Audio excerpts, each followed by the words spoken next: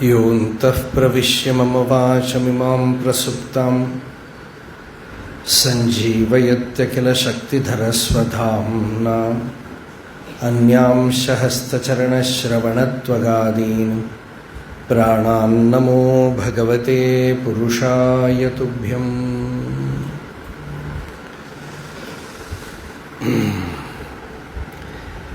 ഈ മഴയിലും ഇത്രയും പേര് ശ്രദ്ധയോട് വന്നിട്ടുണ്ട്. നിങ്ങൾ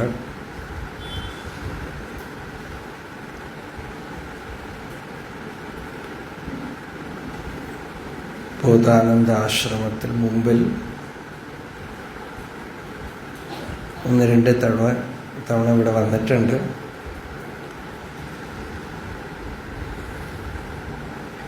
അധ്യാത്മാനന്ദ സ്വാമിയും മറ്റുമൊക്കെ വളരെ വർഷങ്ങളായിട്ടുള്ള പരിചയമാണ് നമുക്ക്.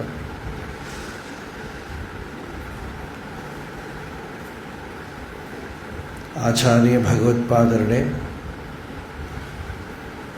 ശങ്കരാചാര്യരുടെ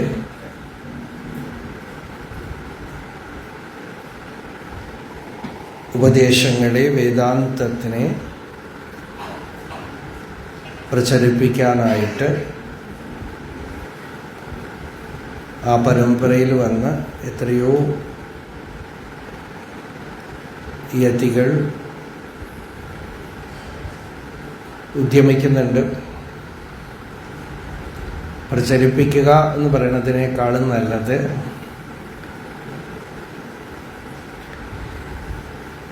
അതിനെ വിളക്ക് നിർത്തുക. ആർക്ക് വേണമെങ്കിലും എടുക്കാം. അധ്യാത്മം പ്രചരിപ്പിക്കാൻ പറ്റില്ല. പ്രചരിപ്പിക്കാനുള്ള ഉദ്യമം തന്നെ അതിനെ പരാജയപ്പെടുത്തിക്കളയും. പ്രചരിപ്പിക്കണം എന്ന് ധരിക്കുന്ന ഈ അഭിമാനം തന്നെ അതിന് തടസ്സമാണ്.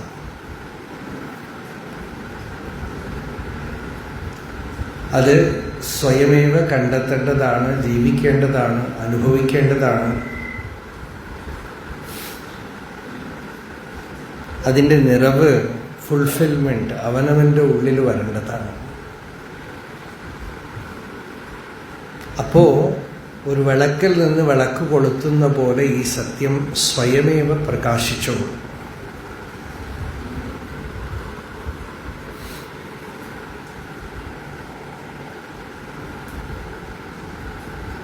അതാണ് ബോധാനന്ദം. ബോധം തന്നെ ആനന്ദമാണ്. ആനന്ദം ആത്മാവിൻ്റെ സ്വരൂപമാണ്. ആനന്ദോ ബ്രഹ്മേതി വ്യജാനാത്. ആനന്ദം ആത്മാവിൻ്റെ, നമ്മളുടെ സ്വരൂപമാണ്. അതിനെ ആനന്ദം എന്ന് പറയാം, സുഖമെന്ന് പറയാം, ശാന്തി എന്ന് പറയാം. അത് നമ്മളുടെ നാച്ചുറൽ സ്റ്റേറ്റാണ്, സ്വരൂപമാണ്. അങ്ങനെ ഒരിക്കലും അതിനെ മറന്നു കളഞ്ഞ് സുഖത്തിനു വേണ്ടി പുറത്തലഞ്ഞ് നടക്കുകയാണ് മനുഷ്യരെല്ലാം. അനാദികാലമായി അത് നടക്കുന്നുണ്ട്. എല്ലാ കാലത്തും.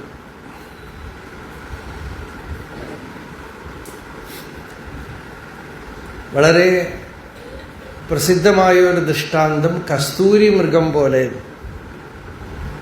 കസ്തൂരി മൃഗം, അതിൻ്റെ ശരീരത്തിൽ നിന്ന് തന്നെ കസ്തൂരിയുടെ ഗന്ധം വരും. അത് എവിടുന്നാ വരണത് എന്ന് അന്വേഷിച്ച് കാട്ടിലൊക്കെ ഓടി നടക്കും അത്രയാ കസ്തൂരി മൃഗം.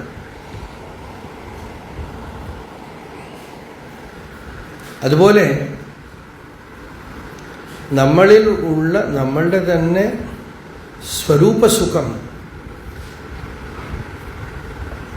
നമ്മളത് വിഷയത്തിലൊക്കെ നുണഞ്ഞിട്ട് ഇവിടെ കിട്ടും, അവിടെ കിട്ടും, ഇതിൽ കിട്ടും, അതിൽ കിട്ടും ഓടുക. ഒരു ദൃഷ്ടാന്തം പറയും. ഒരു നായ അതിന് ഒരു എല്ലിൻ്റെ കഷ്ണം കിട്ടി. അത് കടിച്ച് അതിൻ്റെ നാവ് പൊട്ടി രക്തം വരുന്നു. ഇന്ന് നായ വിചാരിച്ചു ഇത് എല്ലിൽ നിന്നാണ് വരുന്നത് വിചാരിച്ച് കടിച്ചുകൊണ്ടേയിരുന്നു. ഇതുപോലെ സുഖം നമ്മളിൽ നിന്നാണ് വരുന്നത്. സുഖം നമ്മുടെ സ്വാഭാവികമാണ്, നമ്മുടെ സ്വരൂപമാണ്. ആ സ്വരൂപഭൂതമായ സുഖത്തിനെ പുറത്ത് വിഷയങ്ങളിലും നേട്ടങ്ങളിലും ഒക്കെ തിരയുകയാണ്. എന്തൊക്കെയോ ആയിത്തീർന്നിട്ടൊക്കെ സുഖിക്കണമെന്ന് അന്വേഷിക്കുക. ഈ ഒരു അന്വേഷണമാണ് സംസാരം എന്ന് പറയുന്നത്. സംസാരം എന്ന് വെച്ചാൽ ഒഴുക്കാണ്, ഇങ്ങനെ ഒഴുകിക്കൊണ്ടേയിരിക്കുക. പുനരപി ജനനം പുനരപി മരണം പുനരപി ജനനി ജഠരേ ശയനം. ഈ ഒഴുക്ക് സത്യത്തിനെ അറിയായ്മയ്ക്കുള്ള പ്രത്യാഘാതമാണ്. ദുഃഖത്തിന് മൂലകാരണം സുഖം നമ്മുടെ സ്വാഭാവികമാണ്, നമ്മുടെ സ്വരൂപമാണെന്ന് അറിയായ്മയാണ്. ഇതാണ് വേദാന്തം. ഇത്രയേ ഉള്ളൂ.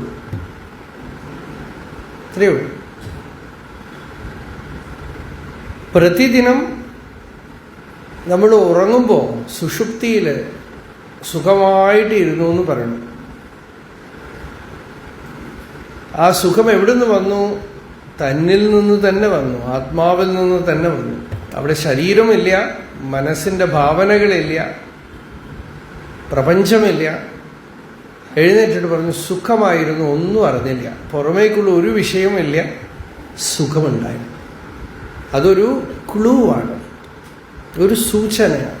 സുഖം നമ്മളുടെ ഉള്ളിൽ ഉണ്ട്, അത് നമ്മുടെ ഹൃദയസ്ഥാനത്തിൽ ഉണ്ട്. ഈ സുഖത്തിനെ അറിയാനുള്ള ഉദ്യമമാണ് അധ്യാത്മജീവിതം. അധ്യാത്മ ജീവിതത്തിന് ശങ്കരാചാര്യര് ഒരു വ്യാഖ്യാനം കൊടുത്തു. കഠോപനിഷത്തിലെ ഭാഷ്യത്തിലുണ്ട്. അധ്യാത്മയോഗം എന്ന് വെച്ചാൽ എന്താണ്? വിഷയേഭ്യഃ പ്രതിസംഹൃത്യ ചേതസഃ ആത്മനി സമാധാനം അധ്യാത്മയോഗ. വളരെ സുസ്പഷ്ടമായ ഒരർത്ഥമാണ്. വിഷയങ്ങളിൽ നിന്നും മനസ്സിനെ പിന്തിരിപ്പിച്ച് ആത്മസ്വരൂപത്തിൽ സമാധാനം എന്ന് വെച്ചാൽ സ്വസ്ഥത, നിശ്ചലതത്വം എന്ന് പറഞ്ഞല്ലോ. ഏഷഃ അധ്യാത്മയോഗ. ഇതാണ് അധ്യാത്മയോഗം എന്ന്. ഈ അധ്യാത്മയോഗമാണ് നമുക്ക് ഇന്ന് വിഷയം. ഈ എങ്ങനെ മനസ്സിനെ വിഷയങ്ങളിൽ നിന്ന് പിന്തിരിപ്പിച്ച് ആത്മസ്വരൂപത്തിൽ സമാധാനം. ഇതിപ്പോ കഠോപനിഷത്തിൽ പറഞ്ഞു, ഭഗവാൻ ഗീതയിൽ പറഞ്ഞു. എത്രോപരമത്തെ ചിത്തം നിരുദ്ധം യോഗസേവയ എത്ര ചൈവ ആത്മനാ ആത്മാനം പശ്യൻ ആത്മനി തുഷ്യതി സുഖമാത്യന്തികം യത്തദ് ബുദ്ധിഗ്രാഹ്യമതീന്ദ്രിയം വേത്തി യത്ര ന ചൈവായം സ്ഥിതഃ ചലതി തത്വതഃ തം വിദ്യാത് ദുഃഖസംയോഗ വിയോഗം യോഗസംജ്ഞിതം സ നിശ്ചയേന യോക്തവ്യഃ യോഗോ അനിർവിണ്ണ ചേതസ. ആ യോഗത്തിനെ നിശ്ചയമായിട്ടും നേടിയെടുക്കണമെന്നാണ്. യോഗം വിഷയങ്ങളിൽ നിന്നും മനസ്സിനെ പിന്തിരിപ്പിച്ച ആത്മസ്വരൂപത്തിൽ സമാധാനം, സ്വസ്ഥതയാണ് യോഗം. പതഞ്ജലി ഒരു വശം മാത്രമേ പറഞ്ഞുള്ളൂ, യോഗശ്ചിത്തവൃത്തി നിരോധ. ഉപായം, ലക്ഷണം പറഞ്ഞു. തഥാ ദ്രഷ്ടു സ്വരൂപേ അവസ്ഥാനം. ഇപ്പോ ഈ അധ്യാത്മയോഗമാണ് നമുക്ക് വിഷയം. ആത്മയോഗം. യോഗം ഇപ്പം പല പ്രസിദ്ധമായ യോഗം ധാരാളം ഉണ്ട്. യോഗ എന്നാണ് ഇപ്പൊ പറയാം അല്ലേ. ആസനങ്ങളെയാണ് നമ്മൾ യോഗം എന്നുള്ളത് കൊണ്ട് ഉദ്ദേശിക്കുന്നത്. എല്ലാവരും പല വിധത്തിലുള്ള ആസനങ്ങൾ ചെയ്യുന്നതിനെയാണ് യോഗം. അത് നല്ലത്, ഒരു എക്സസൈസാണ്. പ്രാണശോധന ഉണ്ടാവും. ക്രമേണ അത് അധ്യാത്മത്തിന് വഴി തിരിച്ചുവിടും. ഹഠയോഗമാണത്. നമുക്കിവിടെ അധ്യാത്മ രാജയോഗം എന്ന് വെച്ചാൽ ചിത്തവൃത്തി നിരോധം. ചിത്തവൃത്തികളെ നേരിട്ട് ശാന്തമാക്കുന്നത് രാജയോഗമാണ്. നമ്മളിപ്പോൾ ആത്മയോഗമാണ് പറയാൻ പോണത്. രാജയോഗം കുറച്ച് ഹെൽപ്ഫുള്ളാണ്, സഹായമാണ്. മനസ്സെന്ന് പറയുന്നത് ചിത്തവൃത്തികളാണല്ലോ. ആ ചിത്തവൃത്തികൾ കുറച്ച് അടങ്ങിയിരുന്നാൽ തന്നെ സുഖം ഉണ്ടാവും. വേണ്ടാതെയൊക്കെ ചിന്തിക്കാതെ ഇരുന്നാൽ തന്നെ നല്ല ശാന്തി ഉണ്ടാവും, സൗഖ്യം ഉണ്ടാവും. നേരിട്ട് തന്നെ മനസ്സെന്ന് പറഞ്ഞാൽ തന്നെ ചിത്തവൃത്തികളാണ്. ചിത്തവൃത്തികളെ ക്വയറ്റൻ ചെയ്യുന്നത്, നിശ്ചലമാക്കുന്നത് രാജയോഗിയുടെ ഉദ്യമമാണ്. ഒരു വിധത്തിൽ പറഞ്ഞാൽ ഭക്തിയോഗമൊക്കെ അതിൽ ചേരും. ഭഗവാന്റെ നാമം ജപിക്കുന്നത്, ഭഗവാന്റെ രൂപം ധ്യാനം ചെയ്യുന്നത് എല്ലാം ക്രമേണ ആ നിശ്ചലതയിലേക്ക്. തൂഷ്ണീം ഭവേത് നിജസുഖാനുഭവോ നിരീഹ എന്ന് ഭാഗവതം പറയുന്നു. ഭഗവാന്റെ രൂപധ്യാനമൊക്കെ കഴിഞ്ഞ അവസാനം ആ നിശ്ചലത. ഇതാണ് രാജയോഗം. കുറച്ചൊക്കെ രാജയോഗവും നമുക്ക് അധ്യാത്മജീവിതത്തിന് വളരെ ഉപയോഗമാണ്. മനസ്സിൽ ആവശ്യമില്ലാതെ ചിന്തിക്കരുത്. നിങ്ങൾക്കൊരു പക്ഷേ ഈശ്വര വിശ്വാസം ഇല്ലെങ്കിലും, നിങ്ങൾക്ക് ഈ വേദാന്തത്തിലൊന്നും രുചിയില്ലെങ്കിലും, അധ്യാത്മജീവിതത്തിൽ വലിയ താല്പര്യമില്ലെങ്കിൽ പോലും ഇത് പ്രയോജനപ്പെടും. ദിവസം കുറച്ചു നേരം ചിത്തവൃത്തികളൊന്നുമില്ലാതെ ചുമ്മാ ഇരിക്കാം. ചിത്തവൃത്തികൾ വന്നിട്ട് പോട്ടെ, അതിൻ്റെ കൂടെ കോപ്പറേറ്റ് ചെയ്യാതെ തൂഷ്ണീം ഭവേത്. തമിഴ്നാട്ടിൽ പല സിദ്ധന്മാരുണ്ടായിരുന്നല്ലോ. അവർ പലരിലും ഉപദേശം എന്താണെന്ന് വെച്ചാൽ ചുമ്മാ നിശ്ചലമായിരിക്കും. രമണ മഹർഷി തന്നെ പറയണത് അരുണാചലേശ്വരൻ കൊടുത്ത ഉപദേശം അതാണ്, ചുമ്മാ சொல்லற நில் என்று சும்மா இருந்தாய் അരുണാചല. നിശ്ചലമായി നിശ്ചലത. അപ്പോ നമ്മളുടെ വ്യവഹാര ജീവിതത്തിൽ ഇതിൻ്റെ നടുക്ക് കുറച്ച് നേരമൊക്കെ ഒന്ന് ചുമ്മാ ഇരിക്കണം. അറ്റ്ലീസ്റ്റ് ട്രെയിനിൽ പോകുമ്പോഴെങ്കിലും ചുമ്മാ ഇരുന്നൂടെ, ബസ്സിൽ പോകുമ്പോഴെങ്കിലും ചുമ്മാ ഇരുന്നൂടെ. നിങ്ങൾക്ക് സമയമില്ലെങ്കിൽ പോട്ടെ, എന്തെങ്കിലും വ്യവഹാരത്തിന് ഓഫീസിൽ പലരും ചുമ്മാ ആണ് ഇരിക്കണത്, അപ്പോഴെങ്കിലും ചുമ്മാ ഇരുന്നൂടെ. നിശ്ചലമായിട്ടിരിക്കാം. ഇടയ്ക്ക് ഇത്തിരി ഒരു സമയം, ആ ഒരു രഹസ്യം കിട്ടിക്കഴിഞ്ഞാൽ നിങ്ങൾക്ക് പ്രവൃത്തിക്ക് നടുവിലൊക്കെ തന്നെ ആ നിശ്ചലതയെ കൊണ്ടുവരാൻ കഴിയും. കുറച്ച് നേരത്തേക്ക് യു ബിക്കം അബ്സല്യൂട്ട്ലി ക്വയറ്റ്, നിശ്ചലം, സ്റ്റിൽ. ഇത് രാജയോഗമാണ്. ഇതിൽ ആത്മവിദ്യയെ പറയണില്ല. മനസ്സിനെ ശാന്തമാക്കാം. പതഞ്ജലി പറഞ്ഞു അങ്ങനെ ശാന്തമാക്കിയാൽ തന്നെ സ്വരൂപത്തിൽ അവസ്ഥിതനാവുമെന്ന് പതഞ്ജലിയുടെ അഭിപ്രായം. യോഗശ്ചിത്തവൃത്തി നിരോധ തഥാ ദ്രഷ്ടു സ്വരൂപേ അവസ്ഥാനം. അപ്പോൾ ദ്രഷ്ടാവ് സ്വരൂപത്തിൽ ഇരിക്കും, തന്നിൽ ഇരിക്കും. എന്നുവെച്ചാൽ വേറെ എവിടെ ഇരിക്കും? ഒരു തോട്ടും ഇല്ലെങ്കിൽ, ഒരു ചിത്തവൃത്തി ഇല്ല. അപ്പം എന്താണ്? താൻ മാത്രം, തൻ്റെ അസ്തിത്വം മാത്രം. ഇപ്പോൾ ഗീത ടീച്ചർ ഒരു വിഷയം പറഞ്ഞു, സ്വാമി ഒരു സബ്ജക്റ്റ് തന്നു. എന്താ സബ്ജക്റ്റ് എന്ന് വെച്ചാൽ അസ്ഥി കശ്യത്. കാളിദാസന് കൊടുത്ത പോലെയാണ് അല്ലേ? കാളിദാസൻ അങ്ങനെയല്ലേ കൊടുത്തത് അല്ലേ? അസ്ഥി കശ്യത് എന്ന് കൊടുത്തു. അപ്പോൾ കാളിദാസൻ എഴുതി അസ്ത്യുത്തരസ്യാം ദിശി ദേവതാത്മാ ഹിമാലയോ നാമനഗാധിരാജ. പിന്നെ മേഘദൂതത്തിൽ കശ്ചിത് കാന്ത വിരഹഗുരുണ സ്വാധികാരാത് പ്രമത്ത. അപ്പോ അസ്ഥി കശ്ചിത് അതിലേക്ക് വരാം നമ്മൾ. ഇപ്പോ അതെ, അസ്തി കശ്ചിത് സ്വയം നിത്യം അഹം പ്രത്യയലംബനഃ അവസ്ഥാത്രയ സാക്ഷീസൻ പഞ്ചകോശ വിലക്ഷണഃ. ഓർമ്മ വന്നു, എനിക്ക് ശ്ലോകം ഓർമ്മ വന്നു. പക്ഷേ കാളിദാസന്റെ കഥയിൽ ഇത് വരും. അത് ഓർത്തുവോ? ഓർത്തില്ല. അപ്പോ കാളിദാസന് രാജാവ് കൊടുത്തതാണത്. എന്തൊക്കെയോ കൊടുത്തിട്ടുണ്ടേ. ഈ എന്താ പറയുക, അതിന് പദപ്രശ്നം, സമസ്യാപൂരണം.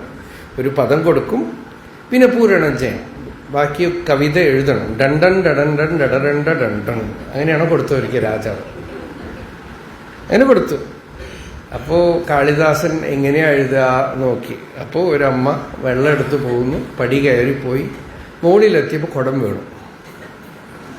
അത് ഉരുണ്ടു വന്ന് വെള്ളത്തിൽ വീണു. അതൊരു കവിതയാക്കി. രാജ്യാഭിഷേകേ മതവിഹ്വലായാഹ ഹസ്തച്യുതോ ഹേമഘടസ്തരുണ്യഃ സോപാനമാസാദ്യ കരോതി ശബ്ദം ഡണ്ടൻ ഡടണ്ടൻ ഡടരണ്ട ഡണ്ടൻ. പദപ്രശ്നമാണ്.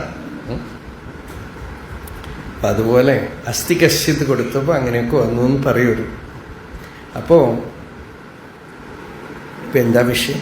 ഇനി എന്തെങ്കിലും പറഞ്ഞാൽ നമ്മൾ പുറത്തു പോകും. രാജയോഗം അല്ലേ? യോഗങ്ങളുടെ രാജ എന്നുവെച്ചാൽ നേരിട്ട് കൊണ്ടുപോയി മനസ്സിനെ ശാന്തമാക്കും, മനസ്സിനെ നിശ്ചല തത്വം.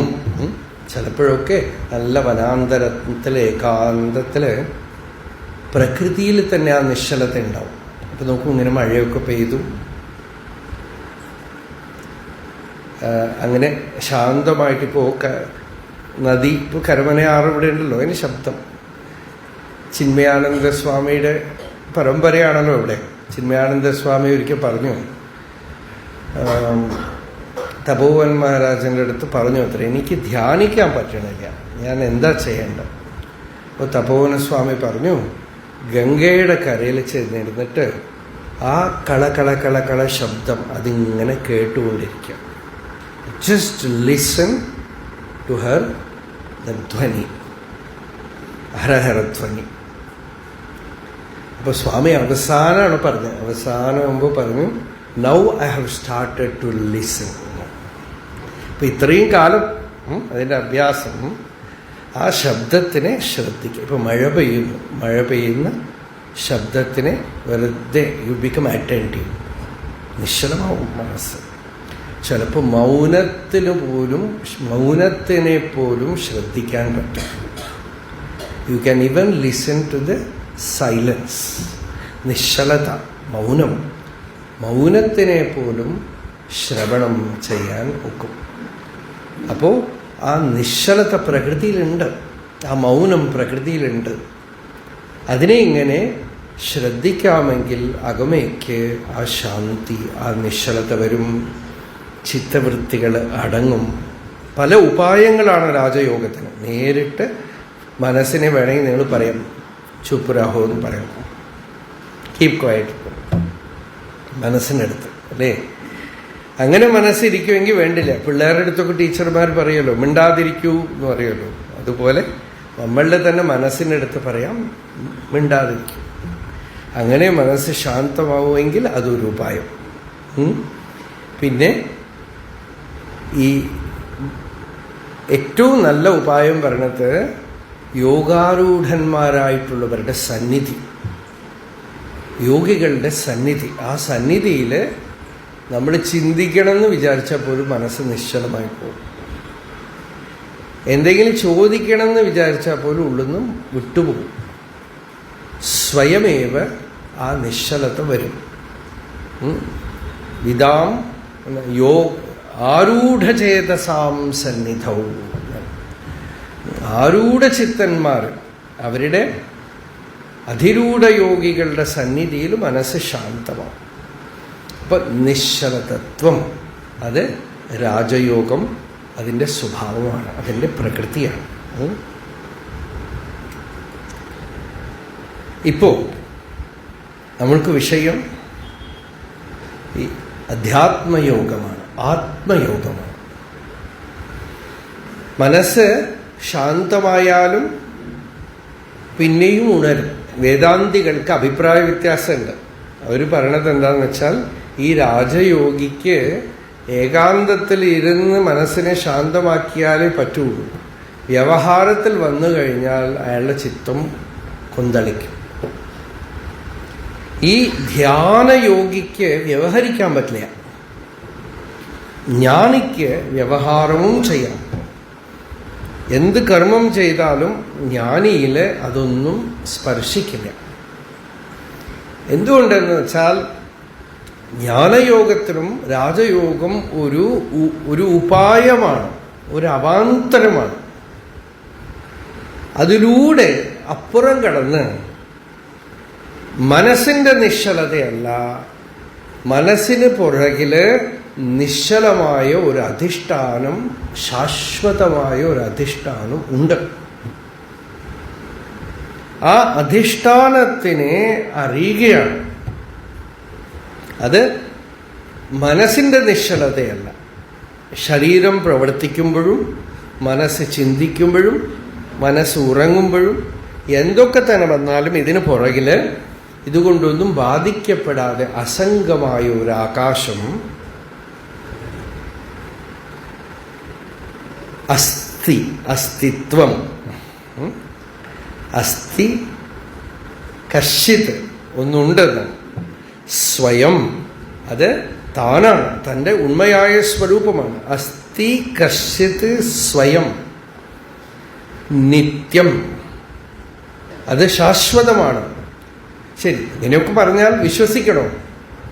അഹം പ്രത്യയലംബന, വളരെ വ്യക്തം, നല്ല ശ്ലോകമാണ് ടീച്ചറുടെ അടുത്ത്. അഹം പ്രത്യയലംബന, ഞാൻ എന്നുള്ള പ്രത്യയത്തിന് ആശ്രയമായിട്ടുള്ള വസ്തു. ഞാൻ എന്ന് എല്ലാവരും പറയുന്ന ആ വാക്യത്തിന് പൊരുൾ, അഹമെന്ന ചൊല്ലിന് പൊരുളായിട്ട് ഒരു വസ്തു അസ്ഥി, അത് സ്വയം താനാണ്.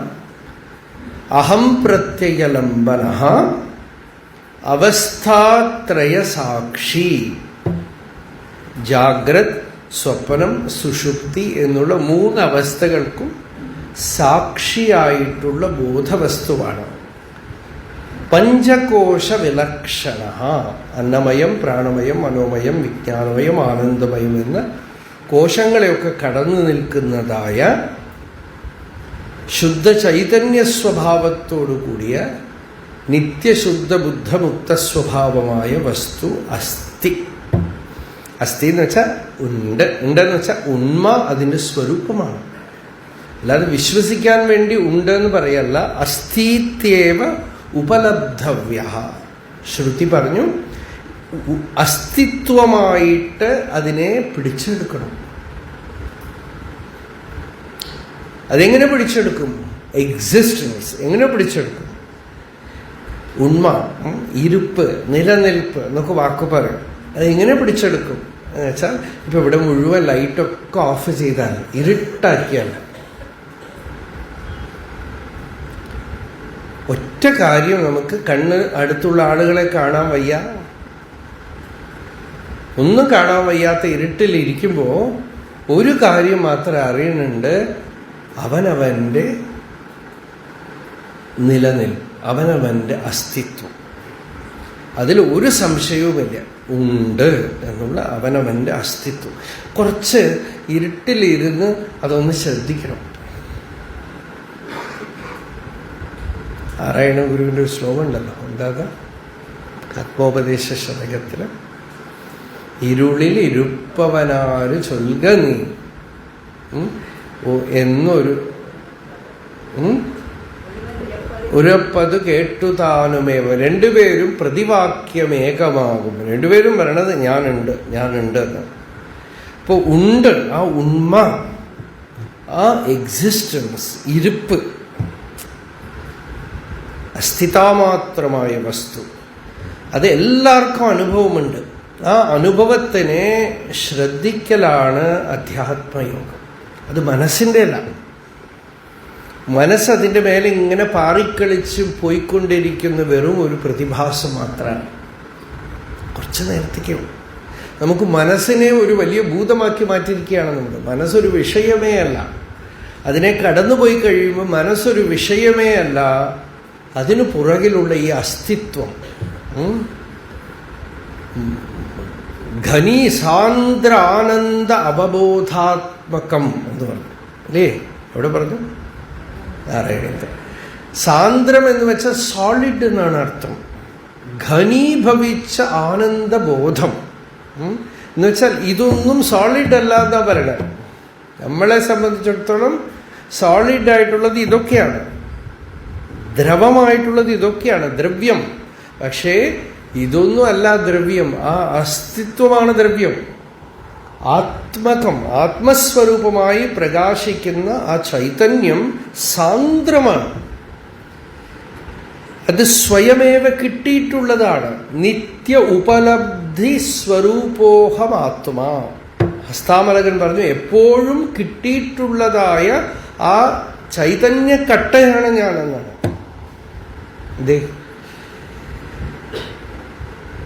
ചൈതന്യക്കട്ടയാണെന്ന് പറഞ്ഞാൽ എങ്ങനെ ഒരു കട്ട, ഒരു ദ്രവ്യം പിടിക്കപ്പെടുമോ അതിനേക്കാളും ഒക്കെ തന്നെ വളരെ ഡയറക്റ്റായിട്ട്, ഇമ്മീഡിയറ്റായിട്ട് ഭഗവാൻ രമണ മഹർഷിയുടെ അടുത്ത് ആത്മസാക്ഷാത്കാരം എങ്ങനെ നേടും എന്ന് ചോദിച്ചാൽ മഹർഷി പറഞ്ഞു, സാക്ഷാത്തായിട്ടുള്ളത് ആത്മാവാണ്, അതിൽ കരിക്കാനൊന്നുമില്ല. എന്ത് കാരം, അതിൽ കാരം കൃതം ഒന്നുമില്ല. സാക്ഷാത്തായിട്ടുള്ളത് ആത്മാവാണ്. യസ് സാക്ഷാത് അപരോക്ഷാത് ബ്രഹ്മ.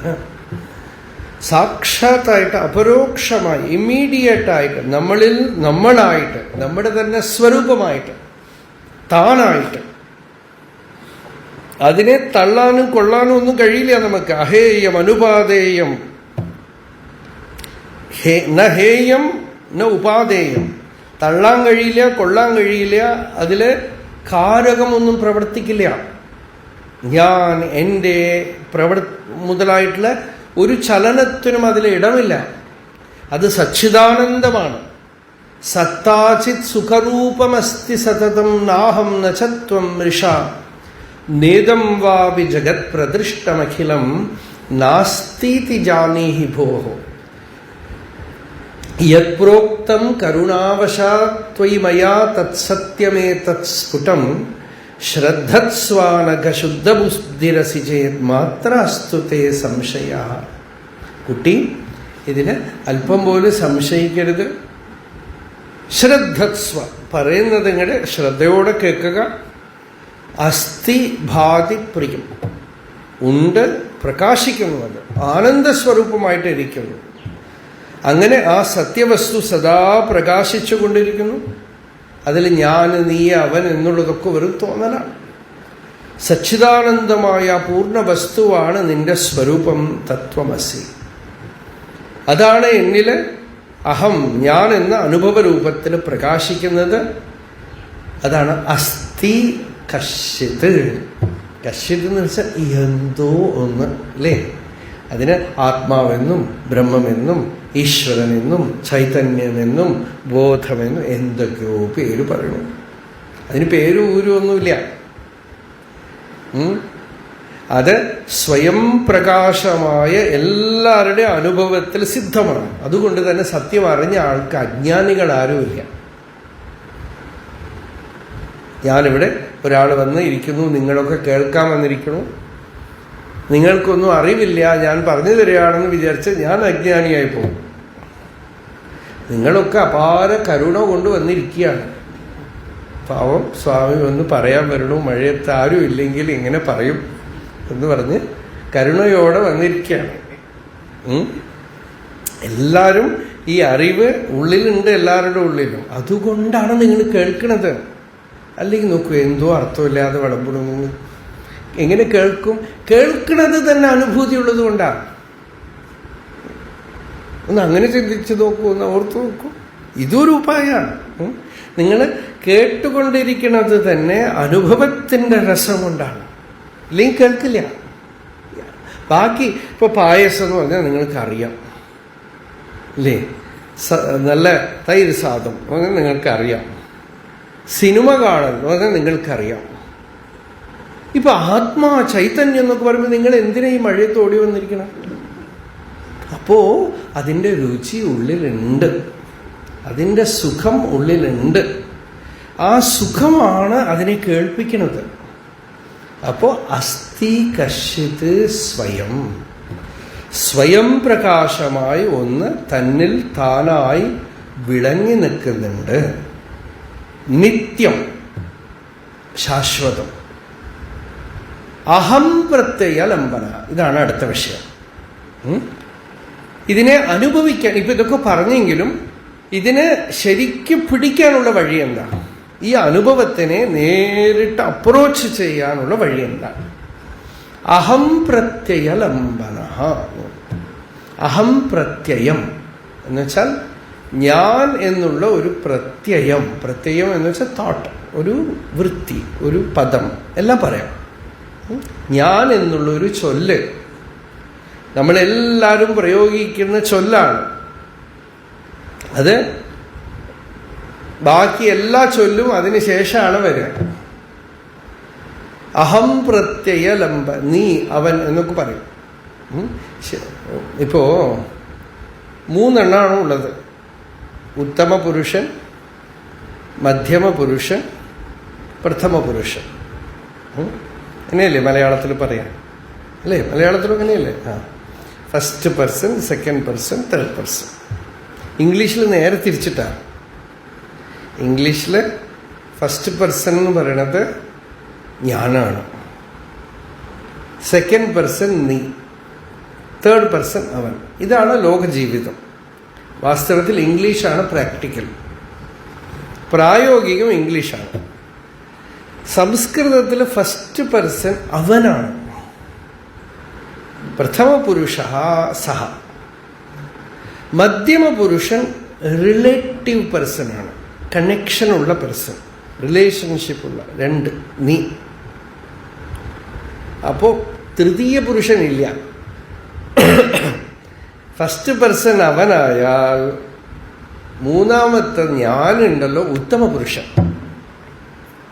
അതെന്റെ ഉത്തമ പുരുഷൻ എന്ന് പറഞ്ഞാൽ ഗീത നോക്കണം. അതിനർത്ഥം എന്താ? ഉത്തമ പുരുഷസ്ത്വന്യഃ പരമാത്മേത്യുദാഹൃത. ഉത്തമ പുരുഷൻ പരമാത്മാവാണ്. അപ്പോ എപ്പോ ഈ ഞാൻ എന്നുള്ള സ്ഥാനത്ത് അവനായോ അവിടെ ഭഗവാനേ ഉള്ളൂ. അപ്പൊ ഇവിടെ വ്യാകരണത്തിൽ പോലും വേദാന്താണ്. വൈയാകരണന്മാർക്ക് ഋഷികളായിരുന്നുവല്ലോ ഇവിടെ. അപ്പോ അയാളുണ്ടല്ലോ, സഹ, ഹി ഇംഗ്ലീഷിൽ, അയാളെ കോണ്ടാക്ട് ചെയ്യാനേ പറ്റില്ല. അയാളെ നിങ്ങൾ കോണ്ടാക്ട് ചെയ്യുമ്പോൾ നീയാവും, അല്ലേ? അപ്പോഴല്ലേ പറ്റുള്ളൂ, അല്ലേ? ഒരാളെ ശരിക്കും നമുക്ക് അയാളെന്ന് പറയുമ്പോൾ കോണ്ടാക്ട് ആയില്ല. മുമ്പിൽ വരുമ്പോൾ നീ എന്ന് പറഞ്ഞു, അപ്പോഴാണ്. നീ എന്ന് പറയുമ്പോൾ ഇപ്പോൾ വാച്ച് എന്ന് പറഞ്ഞാൽ വാച്ച്, മൈക്ക് എന്ന് പറഞ്ഞാൽ മൈക്ക്, ടംബ്ലർ എന്ന് വെച്ചാൽ ടംബ്ലർ. നീ എന്ന് പറഞ്ഞാൽ എന്താണ് നിങ്ങൾ അർത്ഥാക്കുന്നത്? ഏതോ ഒരു നീയെ പറയണു എന്ന് തോന്നുന്നു.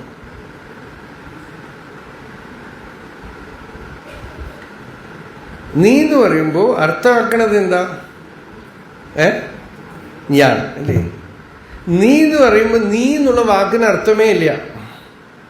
നീ എന്നാണ് ഞാൻ പറയണതെങ്കിലും കേൾക്കുന്ന നിങ്ങൾക്ക് ഞാൻ എന്നാണ് അനുഭവം. ഇപ്പൊ എന്തായി? അയാളില്ല. നീയോ ഞാൻ പറയുമ്പോഴേ ഉള്ളൂ, നിങ്ങളെ സംബന്ധിച്ചിടത്തോളം ഞാനാണ്. ഇനിയിപ്പൊ ഞാനോ അന്വേഷിച്ച് നോക്കുമ്പോ കാണാനില്ല. ഇപ്പൊ എന്താ ഉള്ളത്? ഇപ്പൊ എന്താ ഉള്ളത്? അപ്പൊ ഈ ഞാൻ എന്നുള്ളതാണ് ശരിക്കും അനുഭവത്തിൽ പറയപ്പെടുന്നത്. ഞാൻ ഞാൻ ഞാൻ ഞാൻ ഞാൻ.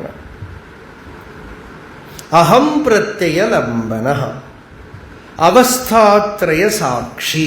3 അവസ്ഥകൾക്കും സാക്ഷിയായിട്ടുള്ള ഞാൻ എന്ന ചൊല്ലിന് പൊരുൾ. ജാഗ്രത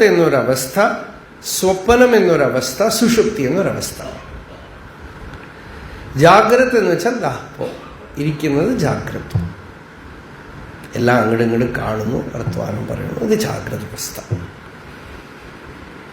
സ്വപ്നാവസ്ഥയിൽ ഇതേപോലെ കാണും, നിങ്ങളെയൊക്കെ കാണും, എന്നെയും കാണും, ഞാൻ കണ്ടുകൊണ്ടിരിക്കും. അത്ഭുതമാണ് ഈ സ്വപ്നം.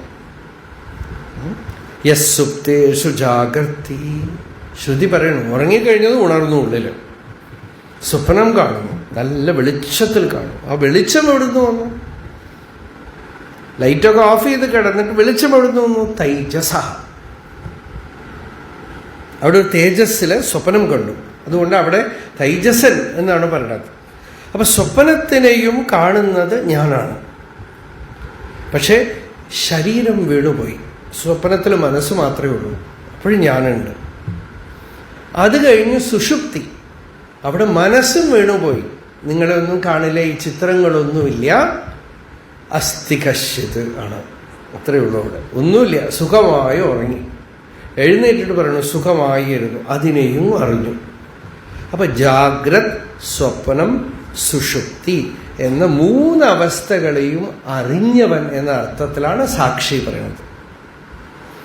അക്ഷി എന്ന് വെച്ചാൽ കണ്ണ്, സാക്ഷി എന്ന് വെച്ചാൽ അക്ഷിയോട് കൂടിയത്. അപ്പൊ സുഷുപ്തിയില് ആ അക്ഷി അപരിലുപ്ത ചൈതന്യം എന്നാണ്, മങ്ങിപ്പോണേയില്ല. അതുകൊണ്ടാണ് എണീറ്റിട്ട് പറയുന്നത് സുഖമായിരുന്നു എന്ന് പറയുന്നത്. സുഖമായിട്ട് ഇരുന്നു, സുഖം ഒരാൾ അനുഭവിക്കുകയല്ല, എണീറ്റിട്ട് പറഞ്ഞു സുഖമായിട്ടിരുന്നു. അപ്പോ ഈ 3 അവസ്ഥകൾക്കും സാക്ഷിയായിട്ടുള്ള സത്ത ഒരുപാട് കനം കൂടിയോ? ആ സാക്ഷിയായിട്ടുള്ള സത്ത പഞ്ചകോശ വിലക്ഷണ, അതിലേക്ക് ഞാനിപ്പോൾ പോണില്ല, ആ പദ്ധതിയിലേക്ക് പോണില്ല. ഇപ്പോൾ ജാഗ്രത്, സ്വപ്നം, സുഷുപ്തി എന്ന 3 അവസ്ഥകൾക്കും സാക്ഷി, ബാല്യം, കൗമാരം, യൗവനം, വാർദ്ധക്യം എന്ന അവസ്ഥകൾക്കൊക്കെ സാക്ഷിയായി. ദക്ഷിണാമൂർത്തി സ്തോത്രത്തിൽ പറയുന്ന പോലെ ബാല്യാദിഷ്വപി ജാഗ്രതാദിഷു തഥാ സർവാസ്വവസ്ഥാസ്വപി വ്യാവൃത്താസ്വനുവർത്തമാനമഹമിത്യന്തസ്ഫുരന്തം സദാ സ്വാത്മാനം പ്രകടീകരോതി ഭജതാം യോ മുദ്രയാ ഭദ്രയാ തസ്മൈ ശ്രീ ഗുരുമൂർത്തയേ നമൈദം ശ്രീ ദക്ഷിണാമൂർത്തയേ. ദക്ഷിണാമൂർത്തി, ദക്ഷിണ എന്ന് വെച്ചാൽ തന്നെ ജ്ഞാനം എന്നർത്ഥം, ചൈതന്യസ്ഫൂർത്തി എന്നർത്ഥം. ചൈതന്യസ്ഫൂർത്തിയാണ് ദക്ഷിണ. ദക്ഷിണ ശേമുഷി പ്രോക്ത. ആ ചൈതന്യസ്ഫൂർത്തിയാകുന്ന മുദ്രയോടുകൂടിയ ആ ശിവൻ നമ്മളുടെയൊക്കെ ഉള്ളില് ആത്മാവായി, നമ്മുടെ സ്വരൂപമായി, ഉള്ളെന്നൊക്കെ വെറുതെ പറയണം, ഉള്ളും പുറമൊന്നുമില്ല, നമ്മളായിട്ട് അഹം എന്ന ചൊല്ലിന് പൊരുളായിട്ട് വിളങ്ങിക്കൊണ്ടിരിക്കുന്നു. ഇത് അറിയുമ്പോൾ തന്നെ നമ്മുടെ ശ്രദ്ധ ആ നിശ്ചലമായ സത്തയില് ലഗ്നമാവും, പ്രതിഷ്ഠിതമാവും. ഇതാണ് ആത്മസാക്ഷാത്കാരം. ചിലപ്പോൾ ഗുരു പറയുമ്പോൾ തന്നെ ശ്രദ്ധ അതിലേക്ക് തിരിയും. കഴുത്തിലിട്ടിരിക്കുന്ന ഒരു മാല ആരോ കൊണ്ടുപോയി എന്ന് പറഞ്ഞ് തെരഞ്ഞ് അവസാനം ആരോ പറഞ്ഞു ഇത് എന്തേ കഴുത്ത് കിടക്കണ? ഓ, ഇതിന് തൊട്ടു നോക്കി, ഓ ഇവിടെ തന്നെ ഉള്ളതാണോ ഞാൻ തെരഞ്ഞത് എന്ന് പറയണ പോലെ എവിടെയൊക്കെയോ തെരഞ്ഞു കഴിഞ്ഞ് അവസാനം മനസ്സിലായി തന്നിൽ താനായി വിളങ്ങിക്കൊണ്ടിരിക്കുന്ന സത്തയാണ് അവിടെ ഇവിടെയൊക്കെ അന്വേഷിക്കണം. ആ ശ്രദ്ധ തന്നിലേക്ക് അങ്ങോട്ട് തിരിഞ്ഞതും ആ മുഹൂർത്തമാണ് സാക്ഷാത്കാരം. ആ മുഹൂർത്തമാണ് ഒരാള് ഒരു ക്ഷണനേരത്തിൽ പൂർണ്ണമാവുന്നത്, അഖണ്ഡമാവുന്നത്, സച്ചിദാനന്ദ സ്വരൂപമാവുന്നത്. ആ സത്തയിൽ എന്തുണ്ട്? മനസ്സിൽ ചിത്തവൃത്തികളുണ്ട്, ഇമോഷൻസ് ഉണ്ട്, ഒക്കെ ഉണ്ട്. ശരീരത്തിലോ രക്തം, മാംസം ഒക്കെ ഉണ്ട്. പുറം ലോകത്തിലോ പല നാമരൂപങ്ങളുണ്ട്. ആ സത്തയിലുണ്ട് എന്തുണ്ട്? ചിദ്രസമുണ്ട്, ചൈതന്യരസം. ചിതിഹി തത്പദലക്ഷ്യാർത്ഥ ചിദേക രസരൂപിണി. അല്ലേ, എവിടെയോ ഉണ്ടല്ലോ, അവിടെ വിഷ്ണു സഹസ്രനാമമാണോ? അപ്പൊ ചിതി തത്പദലക്ഷ്യാർത്ഥ ചിദേകരസരൂപിണി. തത്പദം, തത്വമസി എന്ന മഹാവാക്യത്തില് തത് എന്നുള്ള ചൊല്ലിന് ലക്ഷ്യാർത്ഥം, വാച്യാർത്ഥം എന്താ? തത് എന്ന് വെച്ചാൽ ബ്രഹ്മം, ഇത് വാച്യാർത്ഥം. ലക്ഷ്യാർത്ഥം അതിൻ്റെ അനുഭവമാണ് ലക്ഷ്യാർത്ഥം.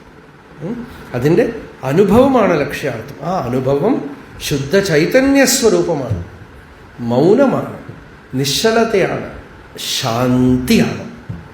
സുവ്യക്തമായിട്ട് പറയുമ്പോൾ ശാന്തി, ശാന്തിയാണ് അതിൻ്റെ സ്വരൂപം. അതിനെ തന്നെയാണ് നമ്മൾ ആനന്ദം എന്ന് പറയുന്നത്. അപ്പോ ശ്രദ്ധയാണ് നമ്മളുടെ കയ്യിലുള്ള ധനം.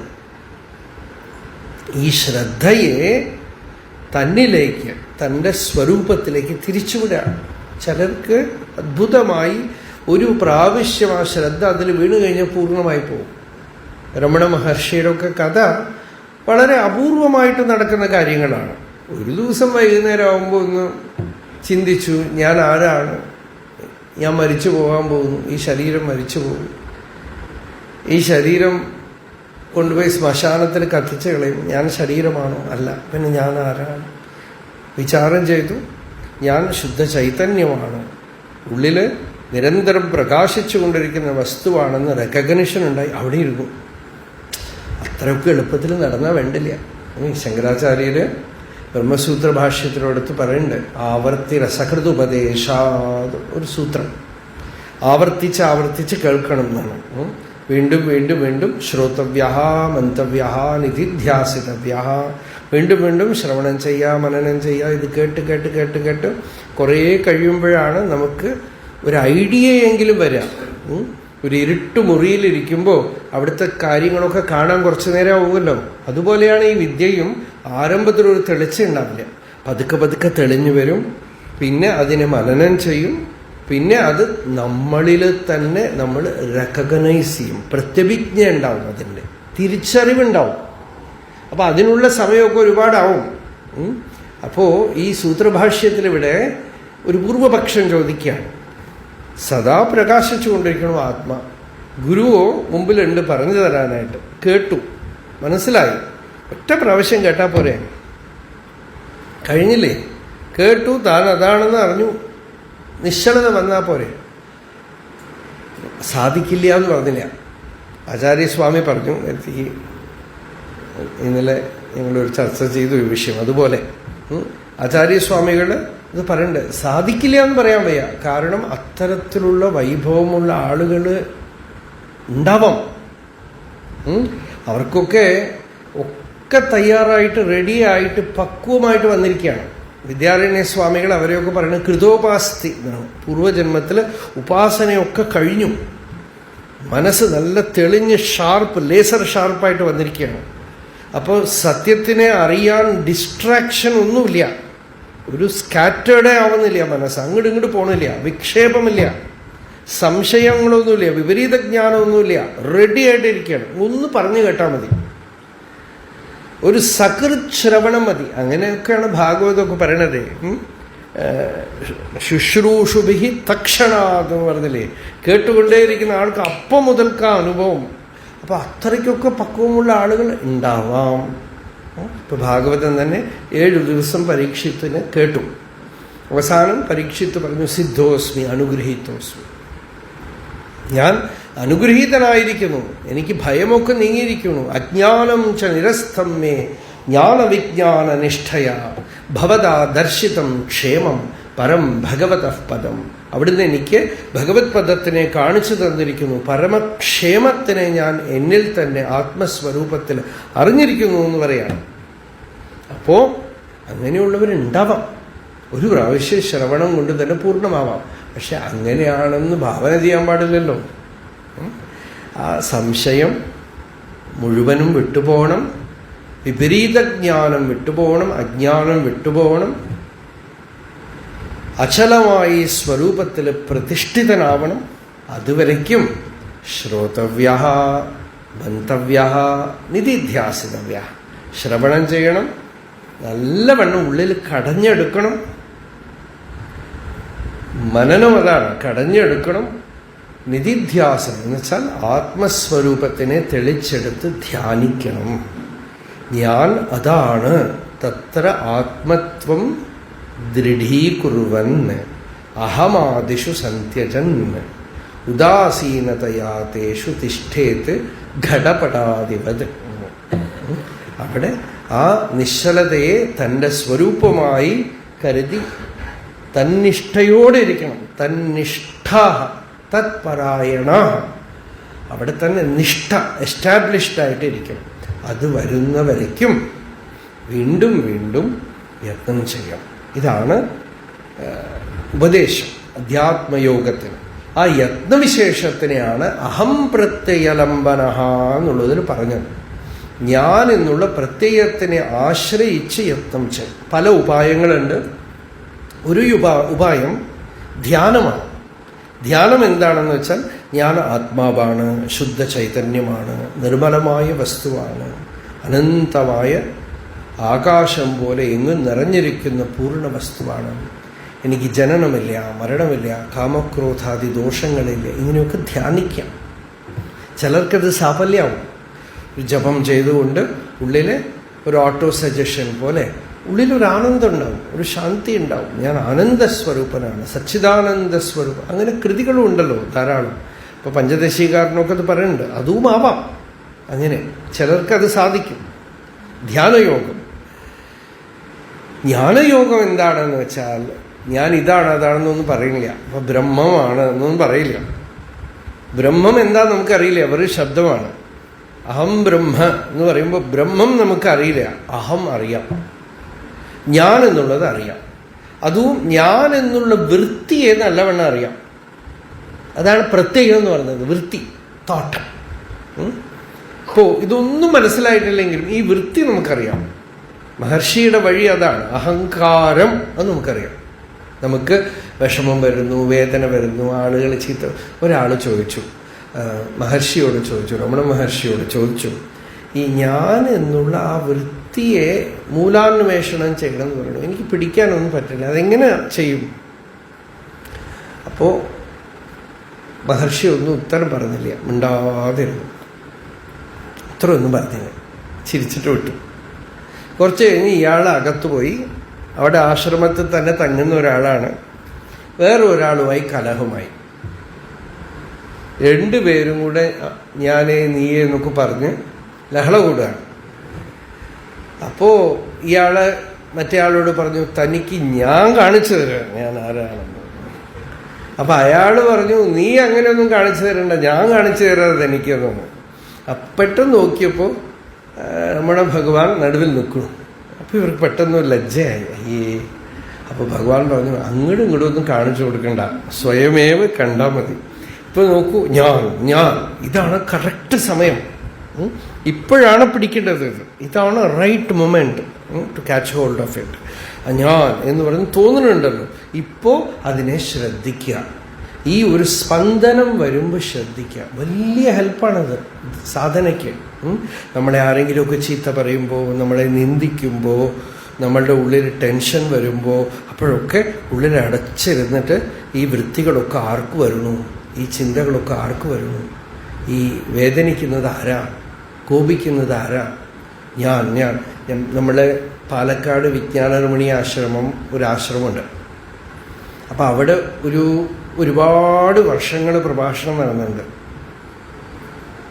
ഒരു ഏകദേശം 92 മുതൽക്കോ മറ്റോ അവിടെ നടന്നിട്ടുണ്ട്, കുറേ വർഷങ്ങൾ.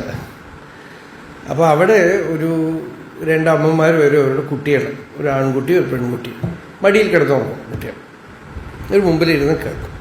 അപ്പോൾ ഈ കുട്ടികൾ വന്നു കഴിഞ്ഞാൽ സ്കൂളിൽ നിന്ന് നേരെ കുട്ടികളെയും കൂട്ടിക്കൊണ്ട് അവർ വരും, സത്സംഗം കേൾക്കും. കുട്ടികളെ അമ്മമാരുടെ മടിയിൽ കിടന്നുറങ്ങും.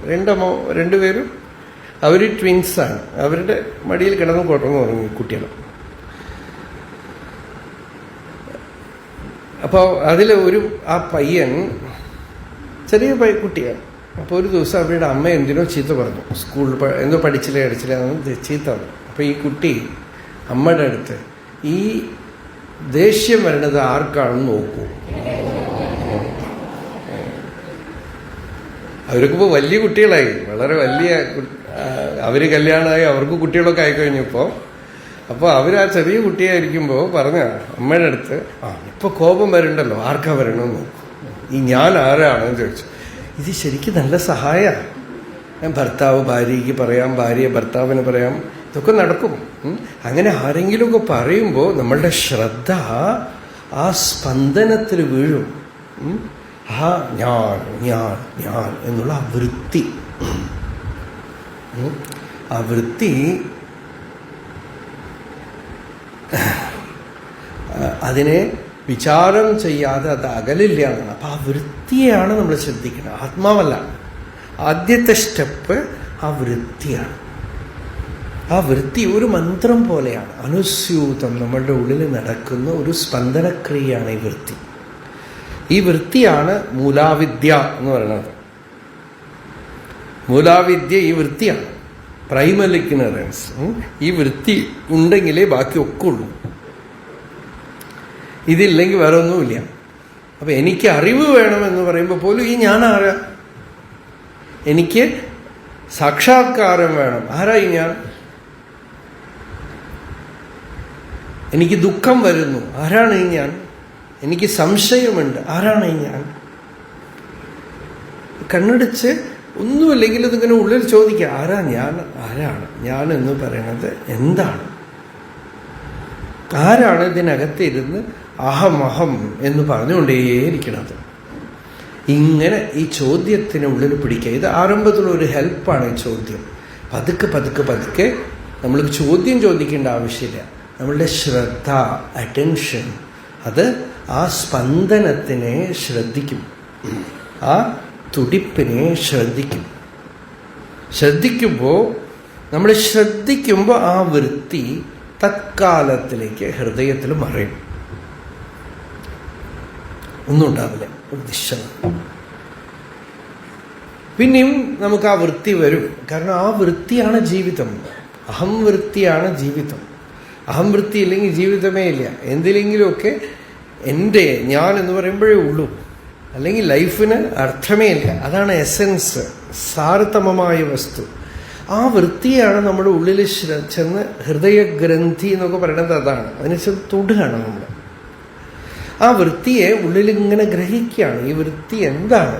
ഈ I thought, what is this I thought? Pulsation, അതിൻ്റെ സ്പന്ദനം. എന്താണ് ഈ വൃത്തി? ഇതിങ്ങനെ ശ്രദ്ധിക്ക്. ആ വൃത്തി തൈര് കടയുമ്പോൾ വെണ്ണ പിരിഞ്ഞു വരുന്ന പോലെ ഈ വൃത്തി മറ്റ് ചിത്തവൃത്തികളിൽ നിന്നൊക്കെ പിരിഞ്ഞ് ശുദ്ധ ചൈതന്യമായിട്ട് ഒരു ബോധ നവനീതമായിട്ട്, ഒരു വെണ്ണയായിട്ട്, വെണ്ണ തിരിഞ്ഞു വരുന്ന പോലെ ഉള്ളിൽ ആ വൃത്തി ഇങ്ങനെ ഉള്ളിൽ തുടിക്കും. ഒരു സ്പന്ദനക്രിയ, സ്ഫൂർത്തി എന്ന് പറയും. അഹം വൃത്തി, അഹം സ്ഫൂർത്തി, അഹം ബോധ. ഇത് സുവ്യക്തമായ ആന്തരിക യോഗമാണ്. ഈ അഹം വൃത്തിയെ മൂലത്തിൽ ഗ്രഹിക്കും തോറും, അതിനെ ശ്രദ്ധിക്കും തോറും ഈ വൃത്തി ശുദ്ധ ചൈതന്യം സ്പന്ദനമായിട്ട് ഉള്ളിലൊരു ശാന്തിയുടെ സ്പന്ദനമായിട്ട്. നമ്മളൊരു മന്ത്രമൊക്കെ ഉള്ളിൽ ഗ്രഹിക്കുമ്പോൾ ഉള്ളിൽ മന്ത്രം ഇങ്ങനെ സ്പന്ദിക്കുമ്പോൾ തന്നെ ഒരു സുഖം ഉണ്ടാവും. മന്ത്രത്തിനെ ഉള്ളിൽ വെക്കുമ്പോൾ തന്നെ മന്ത്രത്തിൻ്റെ സ്പന്ദനം ഇങ്ങനെ ഗ്രഹിക്കുമ്പോൾ തന്നെ ഒരു സുഖമുണ്ട്. അത് നമ്മൾ പുറത്തുനിന്ന് ഉള്ളിൽ കൊണ്ടുപോയി ഇംപ്ലാന്റ് ചെയ്യുന്ന സ്പന്ദനമാണ്. ഇത് അനാദികാലമായിട്ടുള്ള സ്പന്ദനമാണ്. അതുകൊണ്ടാണ് ഇതിനെ അജപ എന്ന് പറയുന്നത്. നമ്മൾ ജപിക്കണില്ല, പക്ഷെ ജപം നടക്കണം ഉള്ളിൽ ഒരു ജപം നടക്കുന്നു. ആ ജപത്തിനെ കാണുകയാണ്. പുറത്തുനിന്ന് വ്യാഹൃതമായ ജപമൊന്നുമില്ല, നോൺ വെർബലൈസ്ഡ് ത്രോബാണ്, സ്പന്ദനം, വൈബ്രേഷനാണ്. ആ സ്പന്ദനത്തിനെ ഉള്ളിൽ കാണുന്നു, സ്ഫൂർത്തി. ആ സ്ഫൂർത്തിയാണ് ശക്തി ചലനം. ആ സ്ഫൂർത്തി ക്രമേണ നമ്മൾ ആ സ്ഫൂർത്തിയെ തൊടുമ്പോൾ തന്നെ അറിയാം, ശരീരം മുഴുവൻ വ്യാപിച്ചു നിൽക്കുന്ന കറണ്ടാണത്. സർവത്ര വ്യാപിച്ചു നിൽക്കുന്ന ശക്തി വിശേഷമാണ്. അത് ക്രമേണ അടങ്ങുന്നതാണ് ശുദ്ധബോധ ചൈതന്യം. വൃത്തി, സ്ഫൂർത്തി, ബോധം. ഈ സ്ഫൂർത്തി എന്ന് പറയുന്നത് ശക്തിയാണ്. അതാണ് ചിദഗ്നികുണ്ഡ സംഭൂത എന്നൊക്കെ പറയില്ലേ, സ്ഫൂർത്തി. അത് വൃത്തി, സ്ഫൂർത്തി, ബോധം. ബോധം എന്ന് പറയുന്നത് ആത്മാവിൻ്റെ സ്വരൂപമാണ്. അത് ശുദ്ധ ശിവമാണ്. ശക്തി വളരെ സ്ഥൂലമായി, ജഡശക്തി എന്ന് പറയണമല്ലോ. ചിത് ശക്തി, ചിത്ത് ജഡശക്തി, ജഡത്തിനോട് സമ്പർക്കം പുലർത്തുന്ന ശക്തി അഹങ്കാരം, അഹംവൃത്തി. എൻ്റെ കാറ്, എൻ്റെ ചെരുപ്പ്, എൻ്റെ ഷർട്ട്, എൻ്റെ വീട്, എൻ്റെ ഭാര്യ, എൻ്റെ കുട്ടികൾ, ജഡശക്തി. ആ എൻ്റെ ഞാൻ എന്നുള്ളതിൻ്റെ മൂലം പതുക്കെ തിരയുകയോ അല്ലെങ്കിൽ യോഗം കൊണ്ട് അത് ശുദ്ധമാവുകയോ ഒക്കെ ചെയ്യുമ്പോൾ ഉള്ളിൽ ആനന്ദ സ്ഫൂർത്തി വരുന്നു. കഥിച്ചന ചിദാനന്ദ ലഹരിയും എന്ന് പറഞ്ഞു ശങ്കരാചാര്യർ. എന്തോ ഒരു ചിദാനന്ദ ലഹരി, അത് സ്ഫൂർത്തിയാണ്. ആ സ്ഫൂർത്തി ജഡമല്ല, ചൈതന്യത്തോട് അടുത്ത് നിൽക്കുകയാണ്. എന്നാൽ ചൈതന്യമാണെന്ന് പറയാൻ വയ്യ, അല്ല എന്നും പറയാൻ വയ്യ. അതാണ് ശക്തിലാസ്യം എന്ന് പറഞ്ഞു. ആ ശക്തി, അനുഭൂതി, അനുഭൂതിക്ക് ഒരു വിശേഷം കൊടുക്കുകയാണ് നമ്മളവിടെ. ആ അനുഭൂതിയാണ് ആ സ്ഫൂർത്തി. അത് അടങ്ങുമ്പോൾ ശുദ്ധ ശിവമാണ്. അപ്പോൾ ലളിതാ സഹസ്രനാമമൊക്കെ നോക്കിയാൽ ശ്രീമാത്രേ നമഃ തുടങ്ങി അവസാനം ശിവശക്തി ഐക്യരൂപിണ്യൈ നമഃ. ആ ശിവശക്തി ഐക്യം, ശിവമെന്ന് വെച്ചാൽ നിശ്ചലത, മൗനം. അതിൽ ഈ ശക്തി അടങ്ങാണ്. ശക്തിയുടെ അടക്കമാണ് ശിവശക്തി ഐക്യം, ഏകത, ഒന്നാവുകയാണ്. അതാണ് മൗനം, അതാണ് ശാന്തി, അതാണ് നിശ്ചലത. പക്ഷേ അധികം പേർക്ക് വാസനയുടെ ബലം ഉണ്ടല്ലോ. അതുകൊണ്ട് ഒരിക്കലൊക്കെ അങ്ങനെയൊക്കെ ആ നിശ്ചലതയെ തൊട്ടാലും പിന്നെയും ബലമായി ഇളകി പുറപ്പെടും. വാസനകൾ ഇറങ്ങി പുറപ്പെടും, കർമ്മങ്ങൾ ഇളകി പുറപ്പെടും, വ്യവഹാരം ഇളകി പുറപ്പെടും. അതൊക്കെ പുറപ്പെടുമ്പോഴും പക്ഷെ ഒരു പ്രാവശ്യമെങ്കിലുമൊക്കെ ആ സത്യത്തിൻ്റെ ദർശനം വന്ന ആൾക്ക് ആ റൂട്ട് അറിയാം. പിന്നെ ഇതിനെയൊക്കെ പതുക്കെ പതുക്കെ ശമിപ്പിക്കണം. പല വിധത്തിലും ശമിപ്പിക്കേണ്ടിയിരിക്കുന്നു. വീണ്ടും വീണ്ടും ആ സത്യത്തിനെ അനുസന്ധാനം ചെയ്ത് ശമിപ്പിക്കണം. സ്വധർമാനുഷ്ഠാനം കൊണ്ട് ശമിപ്പിക്കണം, ഗുരൂപസക്തി കൊണ്ട് ശമിപ്പിക്കണം, വ്യവഹാരത്തിനെ ധാർമ്മികമായി ചെയ്ത് തീർത്ത് ശമിപ്പിക്കണം. ഇങ്ങനെ പല വഴിക്ക് വേണം ഈ പ്രാരബ്ധക്ഷയം നേടാൻ. അങ്ങനെ ഇതൊക്കെ കുറയുമ്പോഴാണ് ഈ ചൈതന്യം, അല്ലാതെ ട്രിക്ക് കൊണ്ടൊന്നും സാധിക്കില്ല. ഇതിന് ട്രിക്കൊന്നുമില്ല. നമ്മൾ വിചാരിക്കുക എന്തോ രഹസ്യമാർഗം, ട്രിക്ക്. ആ മഹാശക്തിയുടെ അടുത്ത് ഈ ട്രിക്കൊന്നും നടക്കില്ല. ട്രിക്കൊന്നുമില്ല അതിന്. അത് സഹജമായി ഇരുന്ന് തന്നെ തീർക്കണം. അങ്ങനെ പൂർണ്ണമാവണം ഉള്ളിൽ. ആത്മാവിൻ്റെ കൃപ വരുമ്പോഴാണ് ഈ സത്യത്തിനെ കേൾക്കാൻ കിട്ടുന്നത്. അല്ലെങ്കിൽ അതുപോലും കിട്ടില്ല. ശ്രവണായാപി ബഹുഭിഹി യോ ന ലഭ്യ. കേൾക്കാൻ പോലും ഒരുപാട് പേർക്ക് കിട്ടില്ല എന്നാണ്.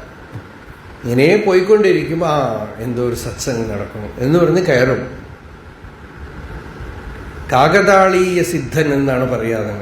കാക്ക ഇരിക്കുമ്പോൾ പനമ്പഴം വീണ പോലെ അങ്ങനെ കയറിയിട്ട് അവിടെ വന്ന് ഇരിക്കും. അപ്പോൾ ആ ബ്രഹ്മവിദ്യ ചെവിയിൽ അങ്ങനെ വീഴുകയും പൂർണ്ണനായിട്ട് തിരിച്ചു പോവുകയും ചെയ്യും. അപ്പോൾ എന്താണെന്ന് വെച്ചാൽ എല്ലാം കഴിഞ്ഞിരിക്കണു, റെഡിയായിട്ട് ഇരിക്കുകയാണ്. കാക്കതാളീയ ന്യായത്തിൽ കാക്ക ഇരിക്കുമ്പോൾ പനമ്പഴം വീണ പോലെ പെട്ടെന്ന് ഒരു ഗുരുവാക്യം കേട്ടു, എവിടുന്നോ ശ്രവണം ചെയ്തു, പൂർണ്ണമായി അങ്ങനെ പോകും. അപ്പൊ ശ്രവണം ചിലപ്പോൾ നേരെ അനുഭവത്തിന് കാരണമാവും. മനനവും നിധിധ്യാസനമൊന്നുമില്ല. പക്ഷെ അങ്ങനെയുള്ളവർ വളരെ വിരളമാണ്. ബഹുഭൂരിപക്ഷത്തിനും ആവർത്തിച്ച് മനനം ചെയ്യണം, ധ്യാനം ചെയ്യണം. പിന്നെ അതിൻ്റെ കൂടെ ഈ അനുഭവസ്വരൂപമായി വിളങ്ങുന്ന ആ ചൈതന്യം തന്നെ മറ്റു പല ഉപോത്ബലകമായ സാധനങ്ങളെയും കൊണ്ടുവന്ന് വയ്ക്കും. അതിലൂടെയൊക്കെ ഇയാൾ പുറത്തു വരണം.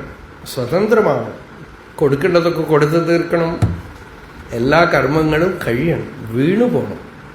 അങ്ങനെ വീണു പോകുമ്പോഴാണ് മുക്തനാവണത്. ഗളിതം ഫലം. ആ സംസാര വൃക്ഷത്തിൽ നിന്ന് ആ പഴം പൊട്ടിച്ചെടുക്കുകയല്ല, അങ്ങനെ പഴുത്ത് വീഴണം. രമണ മഹർഷിയെക്കുറിച്ച് ഒരു സ്തുതി എഴുതി. സത്യമംഗല വെങ്കട്ടരമണയ്യ എന്ന് പറഞ്ഞാൽ അദ്ദേഹം തന്നെ വലിയ യോഗിയായിരുന്നു. അദ്ദേഹം എഴുതി. അപ്പം അദ്ദേഹം പറഞ്ഞു, ജീവത്തുയിരയും പരത്തുയിരയും ചേർത്തിരുക്ക പിടിത്തു ഒன்றாക്കി ഭാവത്തിൽ நின்று தன்னை மறந்து പരമാകി പഴുത്ത് തനിത്ത് വിട്ടാൻ. നല്ല മധുരമായ തമിഴാണ്. ജീവനും പരവും ഒന്നാണെന്ന് ഭാവത്തിൽ അറിയുന്നത് ഒന്ന്.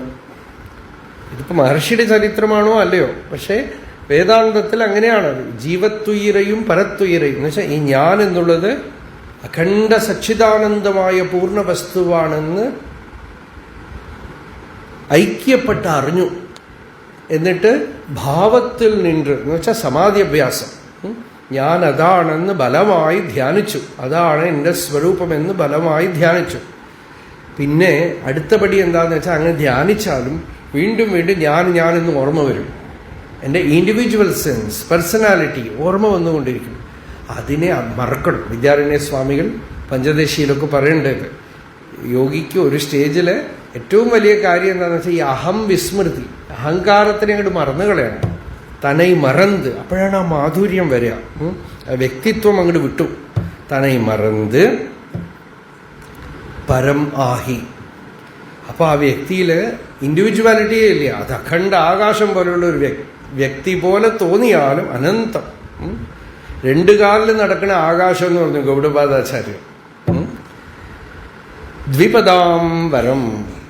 അങ്ങനെ തനൈ മറന്ന് പരമാകി പൂർണ്ണമായി പഴുത്ത് എന്ന് വെച്ചാൽ അതും ധൃതിയൊന്നും കൂട്ടിയില്ല. ധൃതി കൂട്ടി ഈ അധ്യാത്മത്തിലേക്ക് വരുമ്പോഴേക്കും ധൃതി കൂട്ടി പുറത്തു വരുന്നവരിൽ മാധുര്യം ഉണ്ടാവില്ല. അതിൽ ആ അനുഭൂതിയുടെ പൂർണ്ണത ഇല്ലാത്തതിൻ്റെ പുളിപ്പും എരിവും ഒക്കെ ഉണ്ടാവും. ആ അനുഭവത്തിൻ്റെ ഒരു തെളിച്ചമൊക്കെ ഉണ്ടെങ്കിൽ അത് പൂർണ്ണത ഉണ്ടാവില്ല. അതുകൊണ്ട് ധൃതി കൂട്ടരുതാണ്, അവസരപ്പെടരുത്. അത് സ്വയമേവ പഴുത്ത് ചുവട്ടിൽ വീഴണം. ധൃതി കൂട്ടരുത്. പരമാകി പഴുത്ത് നല്ലവണ്ണം പഴുത്ത് തനിത്ത് വിട്ടാണെന്നാണ്. എന്നുവെച്ചാൽ ഈ ഉർവാരുകം ഇവ ബന്ധനാത്, ആ പഴം അതങ്ങനെ വിട്ടു വീഴില്ല, പഴുത്തു നിന്നു. ബാക്കി എല്ലാത്തിൽ നിന്നും മാറി കൈവല്യത്തിനെ പ്രാപിച്ചു. അപ്പോൾ ലോകത്തിലിരിക്കുമ്പോഴും എല്ലാത്തിനും നടുക്കിരിക്കുമ്പോഴും ആ പൂർണ്ണത്വം അറിഞ്ഞ് പരിപക്വമായി ശാന്തമായി നിർവൃത്തനായി സ്വതന്ത്രനാണ്. ഇങ്ങനെയാണ് ഈ കൈവല്യപഥം. ഇതാണ് അധ്യാത്മപഥം എന്ന് പറയുന്നത്. ഇങ്ങനെ ആ സത്യം അറിഞ്ഞു കഴിയുമ്പോൾ അതിനുശേഷം ഈ തത്വവിത്തന് ആദ്യം നമ്മൾ രാജയോഗം പറഞ്ഞല്ലോ. ഇനിയിപ്പോൾ രാജയോഗമൊക്കെ വേണമെന്നൊന്നുമില്ല. വേണമെങ്കിൽ കളിയായിട്ട് വേണമെങ്കിൽ രാജയോഗം അഭ്യസിക്കാം എന്നാണ്. ചതുരംഗം കളിക്കുന്ന പോലെ എന്ന് പറഞ്ഞു സദാശിവ ബ്രഹ്മേന്ദ്ര സ്വാമികൾ. ചതുരംഗം കളിക്കുന്ന രാജാവിനെ പോലെ കുറച്ചു നേരം സമാധിയും കളിക്കും അത്ര യോഗി. അല്ല, വ്യവഹാരം ചെയ്യണോ വ്യവഹാരം ചെയ്യാം, രാജ്യഭരണം വേണമെങ്കിലും ചെയ്യാം എന്നാണ്. എന്ത് വേണമെങ്കിലും ചെയ്യാം. പര്യാപ്ത സർവവിഭവക്ഷിതിപോപി കാല നിർയാപണായ കുരുത്തെ ചതുരംഗലീലാം. സർവാത്മതാം ഉപഗതോപി മുനി സമാധിം പൂർവാനുവൃത്തമയത്തെ സമയാപനുത്യൈന. സർവാത്മഭാവം നേടിയ യോഗിയും സമയത്തിനാണ്. ഇനി ധാരാളം സമയമുള്ളൂ, എന്താ എവിടെയെങ്കിലും സമാധിയിലിരിക്കാം, അങ്ങനെ ഇരിക്കാം. അല്ല, വ്യവഹാരം ചെയ്യണോ ചെയ്യാം, ലോകസംഗ്രഹത്തിന് വേണ്ടി പ്രവർത്തിക്കണോ പ്രവർത്തിക്കാം. കാരണം യോഗിക്ക് ഇപ്പോൾ മനസ്സിനെ നിശ്ചലമാക്കിയിട്ടും ഒന്നും നേടാനില്ല. തൻ്റെ സ്വാഭാവികമായ നിശ്ചലതയെ അറിഞ്ഞു കഴിഞ്ഞു. താൻ പൂർണ്ണമാണെന്ന് അറിഞ്ഞു കഴിഞ്ഞു, ചൈതന്യമാണെന്ന് അറിഞ്ഞു കഴിഞ്ഞു. ആ സത്യസ്ഥിതിയിൽ ഇരുന്നു കൊണ്ട് വ്യവഹാരം പ്രാരബ്ധ വ്യവഹാരം നടക്കാം, ലോകസംഗ്രഹത്തിന് വേണ്ടി പ്രവർത്തിക്കാം. അല്ലെങ്കിൽ പ്രാരബ്ധമൊന്നും ഇല്ലെങ്കിൽ സൗഖ്യമായി ഏകാന്തമായിട്ട് ഇരുന്നാലും ഇരിക്കാം. ഇതൊക്കെ അവരുടെ പ്രാരബ്ധത്തിൻ്റെ വ്യത്യാസം. ഇതാണ് അധ്യാത്മത്തിൻ്റെ, വേദാന്തത്തിൻ്റെ ചുരുക്കം, ആത്മയോഗത്തിൻ്റെ ചുരുക്കം. ഈ ആത്മയോഗം ആണ് വേദാന്തം എന്ന് നമ്മൾ പറയണത്. ഇതിൻ്റെ ടൈറ്റിൽ തന്നെ നമുക്ക് ആത്മയോഗം എന്ന് പറയാം. അധ്യാത്മയോഗം എന്നുള്ള വലിയ എന്നുള്ള ശബ്ദത്തിനൊക്കെ പകരം ആത്മയോഗം. ആത്മാവിനെ അറിയുന്നത് തന്നെ ആത്മയോഗം. അതിലൊരു യോഗികൾ പറയുന്ന പോലെ സ്ഥിതി പോലും ഇല്ല. ജ്ഞാനമേവ ലാഭ. ഭാഷ്യകാരനടുത്ത് പറയുന്നുണ്ട്, ആ റെക്കഗ്നിഷൻ വരുമ്പോൾ തന്നെ അത് തന്നെ ലാഭം. കാരണം അതിൻ്റെ സ്വാഭാവിക സ്ഥിതിയാണ് പൂർണ്ണത്വം. ഇത്രയും ആയ ഈ വിദ്യ നമ്മുടെ ജീവിതത്തിൽ പൂർണ്ണം നൽകട്ടെ, പൂർണ്ണത തരട്ടെ, ശാന്തി തരട്ടെ, ആനന്ദം തരട്ടെ. നിങ്ങളൊക്കെ ഈ വിദ്യയെ ആശ്രയിച്ചുകൊണ്ട് ഈ സത്യത്തിനെ വീണ്ടും വീണ്ടും കേട്ട് മനനം ചെയ്ത് ജീവിക്കാം. ആസുപ്തേഹേ ആമൃതേഹേ കാലം നയേത് വേദാന്ത ചിന്തയാ. ഒരു ദിവസം ഉണർന്നു കഴിഞ്ഞാൽ ഉറങ്ങുന്നവരെ, അങ്ങനെ മരിക്കുന്നവരെ വേദാന്ത വിചാരം ചെയ്തുകൊണ്ടേയിരിക്കുകയാണ്.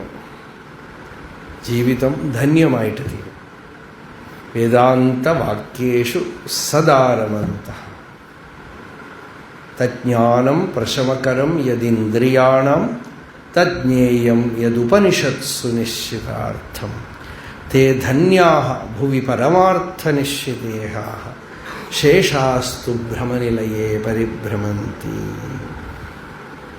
ഈ ഉപനിഷത്ത് തരുന്ന അമൃതത്തിനെ പാനം ചെയ്തുകൊണ്ട് സൗഖ്യമായിട്ട് ഈ രഹസ്യം അറിയാമെങ്കിൽ റിട്ടയർമെൻ്റൊക്കെ ആയിക്കഴിഞ്ഞാൽ ജീവിതം അമൃതമാവും.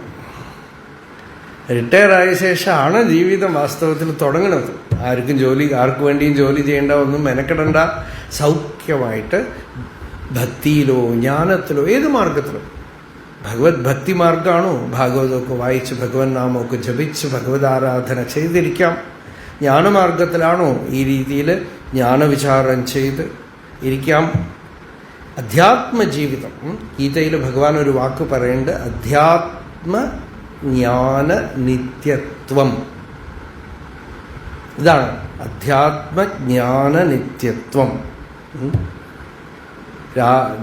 ദിവസം മുഴുവനും ഏതെങ്കിലും വിധത്തിൽ ഭഗവത് സ്മരണം ഉള്ളിലുണ്ടെങ്കിൽ ആ ജീവിതം ധന്യമാണ്.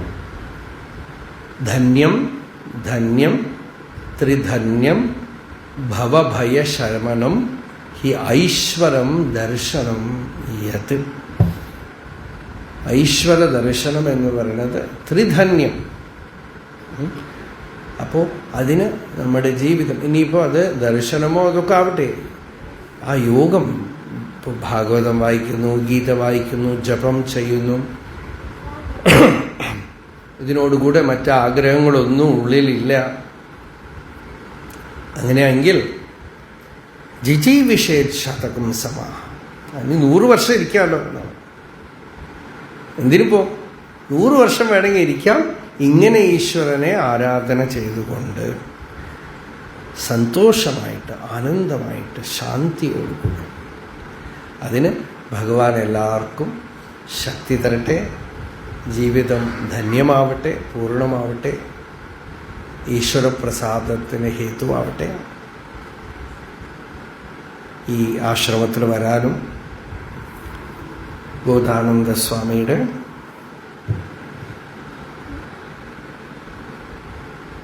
ശിഷ്യപരമ്പരയിലുള്ള ഈ ആശ്രമത്തിൽ വന്ന് കുറച്ചു നേരം വേദാന്ത വിചാരം ചെയ്യാനും ഉള്ള ഒരു സന്ദർഭം ഉണ്ടായതിൽ വളരെ സന്തോഷം. നിങ്ങളെല്ലാവരും ഇത്രയും മഴയൊക്കെ ഉണ്ടായിരുന്നിട്ടും ഇത്രയധികം ജിജ്ഞാസയോടുകൂടെ ശ്രദ്ധയോടുകൂടെ ഇവിടെ വന്ന് നിറഞ്ഞിട്ടുണ്ട്. എല്ലാവരുടെ ഹൃദയത്തിലും ഭഗവാൻ കൃപ ചെയ്ത് ശാന്തി ഉണ്ടാവട്ടെ, അധ്യാത്മ ജിജ്ഞാസ ഉണ്ടാവട്ടെ, സാധനയെ അധ്യാത്മ സാധന ശ്രദ്ധ ഉണ്ടാവട്ടെ, നിഷ്ഠ ഉണ്ടാവട്ടെ എന്ന് പ്രാർത്ഥിച്ചുകൊണ്ട് ഇത് നമ്മൾ പൂർത്തിയാക്കാം. യതോ മമാത്മാ ഭവസി ത്വമേവ തതോ ന വാച്യം മമ കിഞ്ചിദസ്തി യഥാ തവേഷ്ടം കുരു മാം തഥൈവ ത്വാം ആത്മനാഥം രമണം പ്രചാപ.